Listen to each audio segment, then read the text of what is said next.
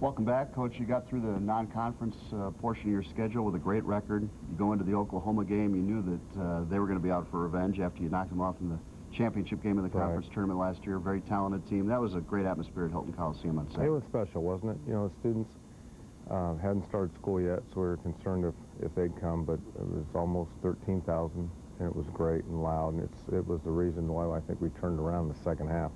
What an explosion, huh? Oh. The second half was, Your team we play couldn't better than that, no, we couldn't, and we knew that as we move along, that's not going to repeat itself very often, but it was kind of special and something I think we'll always remember. That was fun when the shots are falling, that's for sure. And let's go take a look at the highlights from that game against Oklahoma, and before the game even started, you unveiled the championship banner. Isn't that nice? Like, they can't take that away. I think it's going to be up there for a long time. And Jamal was really shooting the three well in this game. He's worked hard on his shot. He's a little streaky with it, but he was 5 for 7 in this game. And Paul Shirley, a guy that knows what Big 12 conference play is all about. Yeah, Paul's really wants to have a special year, and he's off to a great start. And Sullivan's shooting the ball well for you, too. And this was, you know, just the start of the game, even though you were showing some buckets by you guys, Oklahoma was getting to the basket and scoring, too. Yeah, we hadn't had anybody take it to the rim on us like this team had in a long, long time. Of course, this McGee guy's special. We were trying to not let him catch it. We did a great job. He had 15 points in the first half. But they really penetrated on us like this right here. I think this is Raymond. And Price hits the jumper. To Price. And he had 25. He was tough. Yeah, he might be the most improved player in the league, Hollis Price. He's really turned into a great point guard. But you got a couple big shots. You can see you're down 14 right there, but you come back. A big three-pointer by Cantrell, and you get it down to 8 at halftime. That was pretty important. I think that's a great point. I think that was the biggest part of the game was to get within reach and not feel like you're down 16 at half and had to come out and really explode, which we actually did. Well, yeah, I mean, you got this lead down to nothing in the second half. In no time at all, you had taken over the game. Right, and we did it from long range, which we had. I think we had a little falseness to us going into Oklahoma State. As much as we preached against it, it's not going to happen every night. We were 12 for 18, but that's good basketball right there, taking to the hole. Cantrell Horton. It looks like that Bettis, that running back, doesn't he? Running back. He looks like the bus. We'll start calling him the bus. There you go. Look at Sullivan. This time he gets a pretty quick release. He had a man right in his face. Yeah, he's a special player. It really doesn't bother him wherever he goes and steps out. He can make that shot at over 50% from the three. We're really excited about his future. Did Cantrell Horton have played any better than he did against Oklahoma? He really can't play any better as a whole right now. He's our best player. He's our most solid player and really getting it done in all areas. And the three is what shines, but he's really guarding people and rebounding. Yeah, he's such a complete player, no question. And nice block by Jamal. And boy, Richard Evans, what a contribution he made for your team in this game. Richard's waited a long time to be able to play some minutes and help this team. And it was a great matchup in this game because they had a small forward that he could match up to. Well, you got to be happy for him, too, just get that opportunity and see him shine like that. Well, John, you've been around him for almost 2 years now, and you see his attitude. It's really special. And again, he's waited a long time, played behind some great players. He gets another bucket here off a great pass by the freshman Shane Powell. Yeah, Shane is really playing well, and a nice assist right there. 14.7 rebounds for Richard, so you get that kind of contribution off the bench, that makes a big difference. It really does. The problem is, like the next game, he struggled against some size a little bit, but there was a great matchup for him in this Oklahoma game.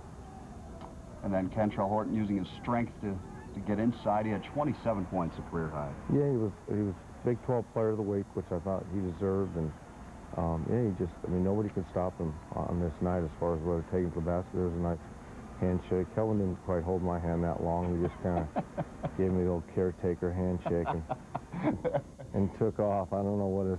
I think it's because you got his number lately, you know. That's a 180 win. I don't think anybody expected it to be a 20-point game either way. Well, I certainly didn't. And at halftime, I'm sure they thought that they had a great chance to break the streak here and get a great road win. So I think their disappointment at the end was obvious when we kind of just roared right by them at the beginning like we talked about. Well, you're probably thinking that momentum's going to carry us right into Oklahoma State, but that Oklahoma State team has some talent, doesn't it? Well, I didn't think that. I knew that it was one game doesn't affect the other, and Eddie Sutton is as good as anybody that's ever coached. Eddie Sutton is the night before the game. The players are staying at the same hotel, both teams, because they're out of school, and he's making bed checks, and he's got the fire like I've never seen a coach at his age, and so we knew we had our hands full. Particularly, they saved it for us to open the arena. They played. I don't understand. They played 2 or 3 games in it, but they opened it up against us. So I guess they were practicing before that. I don't think that's a coincidence. But it was loud as we've been in a long time. It's good learning experience. Let's take a look at the highlights from the new Gallagher-Iba Arena. They just built onto the old one, and man, what an atmosphere for college basketball, as we talked about. But your team came out, played pretty well early. Cantrell kind of picking up where he left off. It's a 3 for you. John, we had moments where we really played well. There was just some spurts in the game that you can't have at Oklahoma State. Particularly, we caught him on their. That's a great move by Jake Sullivan. That shows the talent that he has. He's not just a stand-up shooter. He can drive and make that kind of play. But particularly when you catch the Williams on their best night, and Eddie Sutton says by far the best they've played. So there's a little missed shot and rebounded by Cantrell. So we played 4 or 5 minutes in a couple spurts very poor, and it cost us. But we tried, and I know our fans saw that. We tried and gave it a lot of effort. There's no question the effort was there. Nice dunk by Paul Shirley in transition, running the floor. Well, Jamal's making better decisions at pitching ahead right now, and that was a guy that was wide open and a great choice and a great dunk. You trailed by 4 at the half, but you immediately got that tied up here early in the second half. Nice fast break here. Again, in transition, we get a nice, easy basket, and we just, particularly in the second half, John, we hit a spurt where we struggled, like we talked about, and it cost us. There's a little play we called Texas. Screen for Paul, and it's a nice shot, and you can see we're getting good shots around the basket. Richard Evans will beat everybody down the floor on the highlight coming up next, and you actually take the lead right here, 40-39, so you battled back, and we're in a position to win. Well, there's a real good decision by Jamal again to pitch ahead, and Richard completes it. Sullivan has unlimited range, doesn't he? Yeah, that was good for him to come out, because he had struggled in the first half and come out and hit that shot. I thought this basket right here might have been the biggest of the game for your team. You're down 9, it's threatening to get away, and Cantrell just steps up and hits a big 3. Well, he's done that for us, and I like the heart of our team. You know, we're going to lose some games because of who we're playing, like this team right here and where we're playing them. But they try real hard, and this killed us. They missed this one here, but the turnovers, and they scored 31 points in transition off of our turnovers, and that was a big, big factor. Well, you get another bucket in transition here. Horton hits the 3, and all of a sudden you have the lead back. You overcame that 9-point deficit. Well, when you're up 1 with under 10 minutes to go, John, you take it any time before the game, and this was a part of the game where we just really struggled. Well, I like the fact that you didn't panic, though. You're down 5 here. You're not just throwing up 3-point shots. Jamal was taking it to the basket, and you did everything right to get the game to overtime. I thought we did. We made some plays late. You're right. You give our team credit to get it to overtime, and it's just tough to stay with it for another 5 minutes, and it just didn't work out. But there's Jamal again, and some good transition, and a tip in by Richard. There's a big goaltending play during this period that hurt us, I thought. But this is the shot Jamal's been practicing. Yeah, this is kind of. I looked down at Eddie Sutton. They were trying to foul him. They said foul him, which I disagree with. But in that case, it made sense. So then we go to overtime. And then they never trailed in the overtime. And well, I felt like watching the game that once you got it to overtime that you were probably going to win. But Oklahoma State, to their credit, really played well in the overtime.